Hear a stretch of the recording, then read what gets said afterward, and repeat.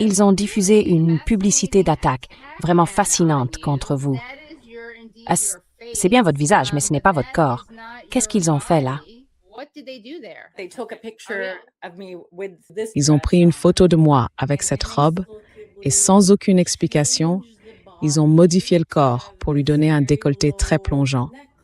On voit une partie du sein, il y a comme un bout de soutien-gorge qui dépasse ou quelque chose comme ça.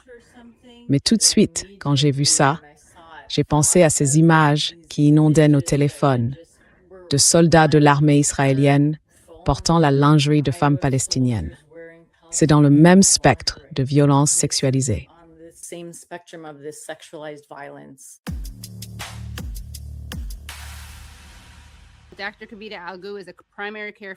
La docteure Kavita Algo est médecin de soins primaires, défenseur de l'intérêt public et chercheuse. Elle étudie actuellement les politiques de santé, la santé des peuples autochtones et les droits de la personne à l'École de santé publique d'Alalana de l'Université de Toronto. Née en Afrique du Sud sous l'apartheid, son enfance a profondément façonné son engagement en faveur de l'équité en santé et des droits de la personne. Elle a aussi exercé pendant près de 10 ans comme médecin en soins palliatifs à l'hôpital Mount Sinai de Toronto. Durant cette période, elle a défendu des initiatives antiracistes et co-dirigé une démarche qui a permis d'obtenir un financement gouvernemental pour un programme consacré aux soins palliatifs destinés aux Autochtones. Alors, bienvenue Kavita.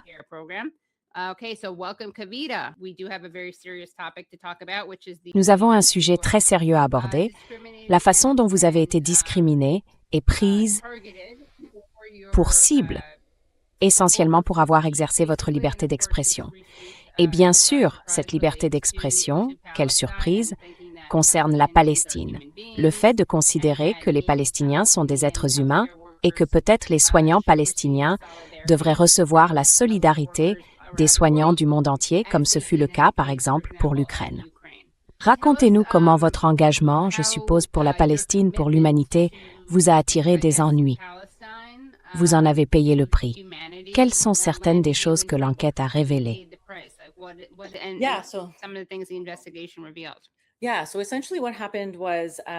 Oui, donc en substance, voilà ce qui s'est passé.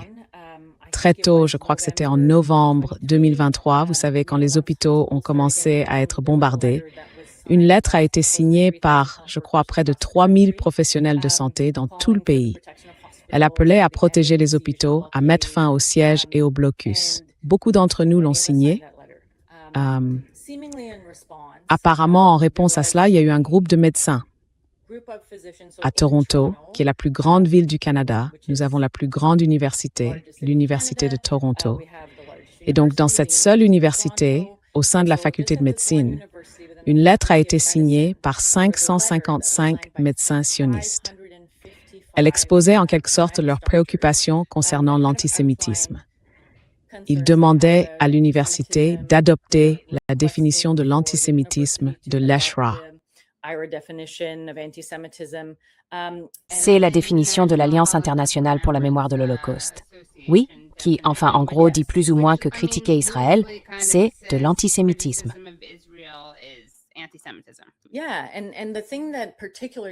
Oui. Et ce qui m'a particulièrement troublée dans cette lettre, c'est qu'elle disait que toute accusation selon laquelle Israël pratiquerait l'apartheid, l'occupation ou commettrait un génocide était en soi antisémite et que l'université devait la traiter comme telle. Donc, nous tous qui avions signé la lettre précédente, par exemple, toute personne qui s'exprimait contre l'une ou l'autre de ces choses devait être considérée comme antisémite par notre université. Nous étions tous collègues.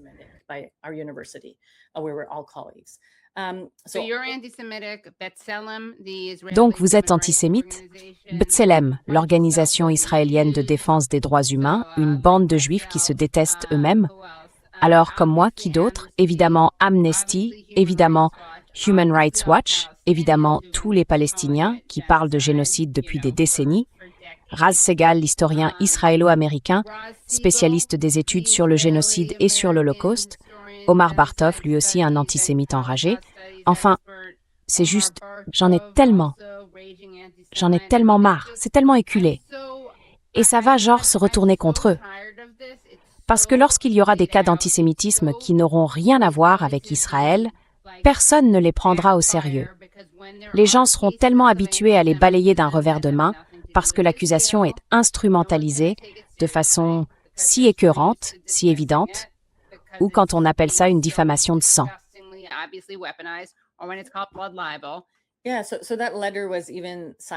Oui, cette lettre avait même été signée par mon supérieur hiérarchique direct.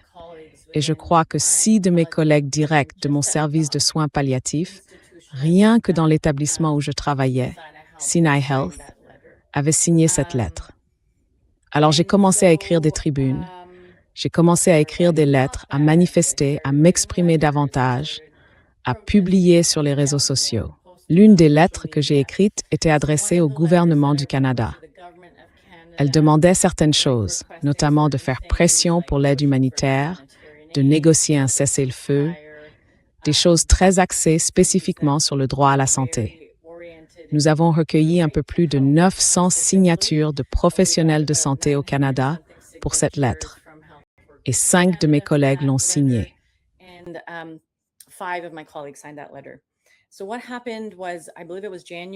Alors, ce qui s'est passé, je crois que c'était en janvier 2024, c'est que nous avons tous les 6 été convoqués à une réunion. Il s'agissait de discuter du contexte géopolitique ou quelque chose de très vague. 3 d'entre nous ont assisté à la réunion. Parmi les personnes présentes, 2 avaient des contrats d'1 an qu'elles pensaient voir renouvelés. Ils ne l'ont pas été.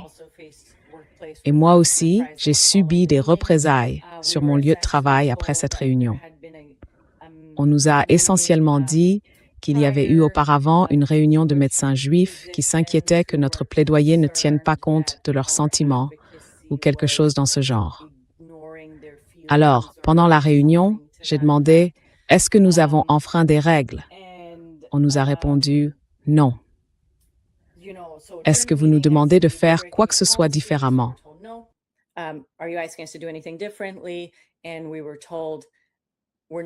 Et on nous a dit, on ne vous dit pas de le faire, mais vous pourriez en avoir envie. Et peu après, toutes ces représailles ont commencé. Au final, je vais parler seulement pour moi. J'ai déposé une plainte pour racisme et discrimination anti-palestinien, spécifiquement sur mon lieu de travail. Mon employeur a engagé un cabinet d'avocats qui parraine la Marche pour Israël pour superviser nos plaintes concernant le racisme anti-palestinien. En gros, ça a déclenché tout un processus. Il y a eu plusieurs enquêtes. Quand les rapports finaux sont arrivés, l'un d'eux s'appelait une évaluation de l'environnement. Tout est passé en quelque sorte par le même processus. Et en gros, les rapports ont conclu que nos accusations n'étaient pas fondées. Le lieu de travail était, vous savez, un bon endroit, c'était genre trop sympa, les gens étaient trop gentils, c'était ça le problème.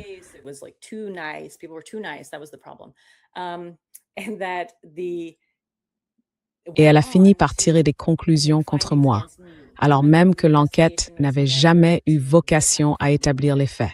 Jusqu'à ce moment-là, on ne m'avait même jamais dit que je faisais l'objet d'une enquête, pour quoi que ce soit. Et puis, pendant toute cette période, il y avait un collègue avec qui je travaillais, qui se définit comme sioniste et qui publiait des choses assez extrêmes sur les réseaux sociaux. Par exemple, il traitait certains responsables politiques qui soutiennent la Palestine de nazis des temps modernes. Il a publié l'un de mes tweets dans lequel j'appelais l'université à se désengager. Il m'a traité de raciste. Et ce sont ces éléments-là qui ont été mis en avant dans l'article. Il a aussi publié un message disant que, vous savez, si des patients ne veulent pas consulter un médecin sioniste, ils n'ont qu'à aller se faire soigner ailleurs.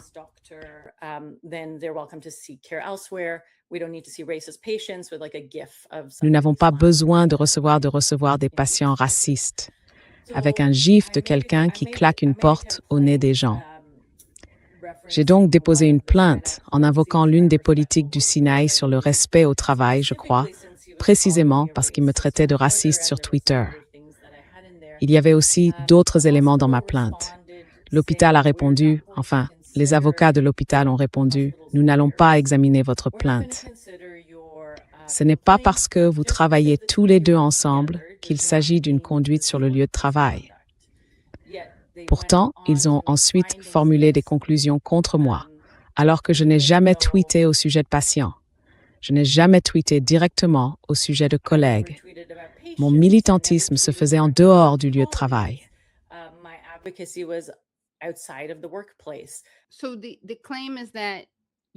Donc, vous affirmez que votre mobilisation ou vos prises de parole relèvent du cadre professionnel, mais que les propos d'une personne sur Twitter vous visant ne relèvent pas de ce cadre-là.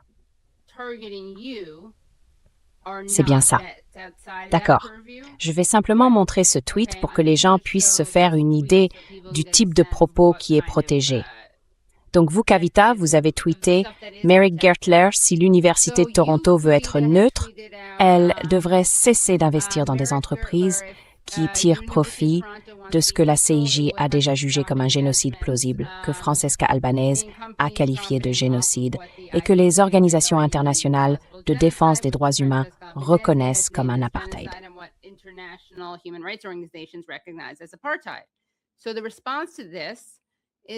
Donc la réponse à cela, soyons clairs, et c'est le docteur Herschel Berman qui parle, soyons clairs, ce n'est pas parce qu'une antisémite, Francesca Albanese, qualifie quelque chose de génocide que cela en devient un.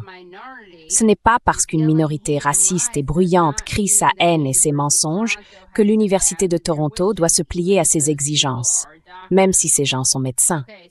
D'accord, donc ça c'est acceptable, et ça ne crée aucune tension au travail et non qui vous traite de raciste. Mais quand vous faites quelque chose en soutien aux Palestiniens, là c'est pas acceptable.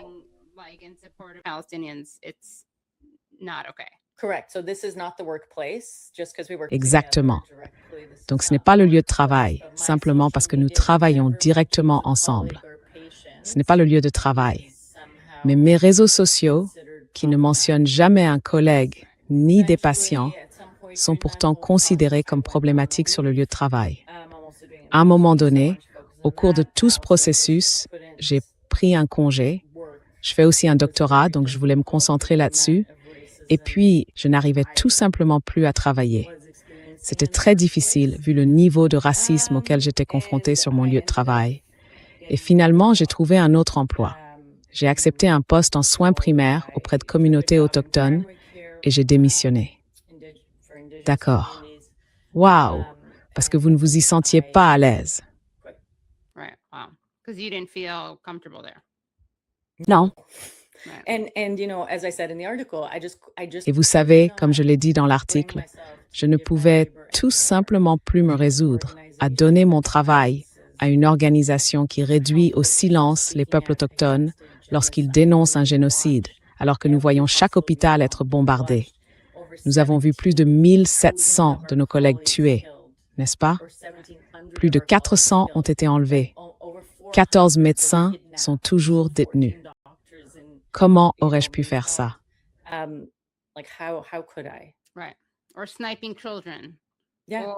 Ou abattre des enfants, ou prendre pour cible des personnes handicapées.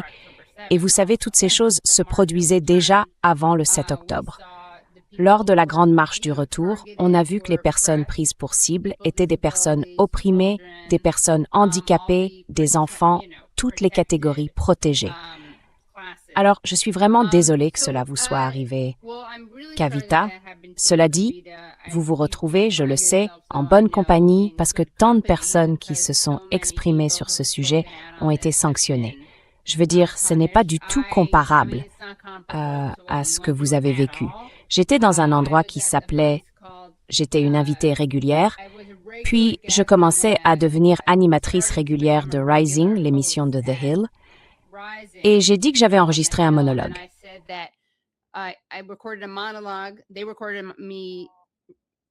Ils m'ont enregistré en train de prononcer un monologue disant qu'Israël est un État d'apartheid et dans lequel je défendais Rachida Tlaib. Ils ont donc refusé de le diffuser. J'ai contesté cette décision et ils m'ont licencié. Mais là encore, ce n'est rien comparé à ce que vous avez vécu. Et bien sûr, ce que vous vivez n'est rien comparé à ce que vivent les Palestiniens. Je sais que vous en êtes conscient, mais ça fait partie de la même chose. Ce sont simplement les différents visages d'une même réalité. Et puis au passage, je l'ai déjà mentionné, mais j'encourage vraiment les gens à aller voir le film American Doctor, qui sort bientôt au cinéma. Il parle de 3 médecins qui se rendent à Gaza.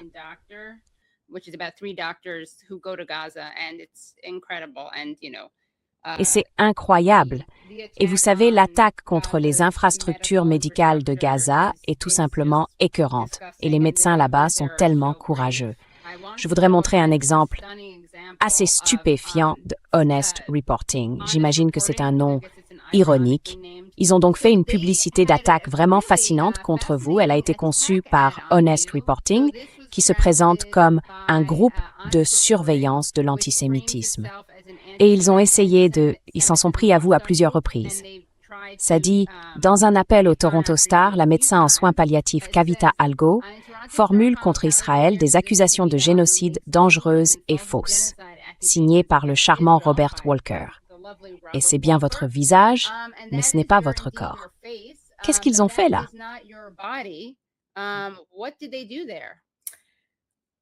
Alors, de façon assez inexplicable, c'était en fait cette robe-là. Oui, j'allais le dire, c'est une belle couleur. Ils ont pris une photo de moi portant cette robe et sans aucune explication, ils ont modifié mon corps pour me donner un décolleté très plongeant. On voit une partie du sein. Il y a comme un bout de soutien-gorge qui dépasse ou quelque chose comme ça. Oui, et j'étais sidérée. Ils ont fini par la modifier.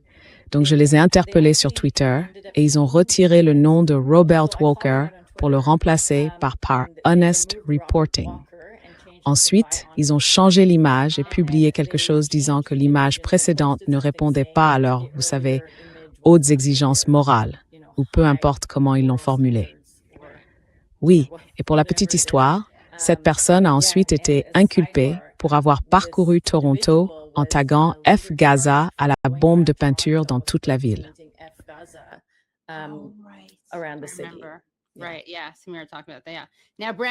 Oui, tout à fait, Samira en a parlé. Maintenant, Brad, on voudrait surtout pas créer une image de Robert Walker de Honest Reporting portant quelque chose qui ressemble à de la lingerie, Brad. On voudrait vraiment pas faire ça. Juste une petite suggestion sur ce qu'il faudrait pas faire à un moment donné. Mais bon, voilà la version corrigée. Et oui, c'est fou. Je veux dire, ça montre vraiment, je pense, ce n'est pas un argument de bonne foi, n'est-ce pas? Vous avez des gens qui parlent, vous savez, de la souffrance juive. Ils présentent ça comme une sorte de formation à la sensibilité, presque comme de l'antiracisme. Et enfin, c'est ridicule, mais ils ne partent pas d'une intention sincère, d'une véritable préoccupation.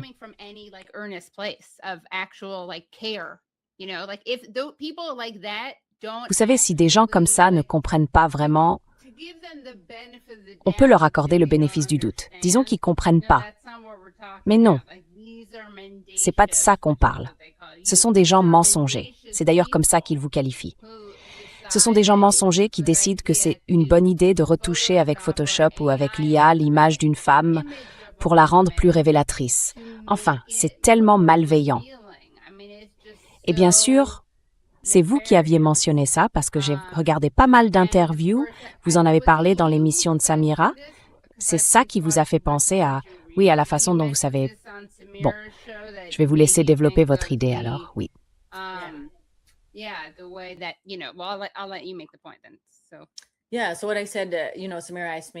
Oui. Donc, ce que j'ai dit, Samira m'a demandé, qu'est-ce que tu en as pensé? Comment tu l'as interprété? Et j'ai répondu que immédiatement quand j'ai vu ça, j'ai pensé à ces images qui venaient d'inonder nos téléphones et nos ordinateurs, montrant des soldats de l'IOF portant de la lingerie de femmes palestiniennes. Et c'est sur le même spectre de violence sexualisée. C'est comme ça que j'ai interprété ce qu'ils ont fait.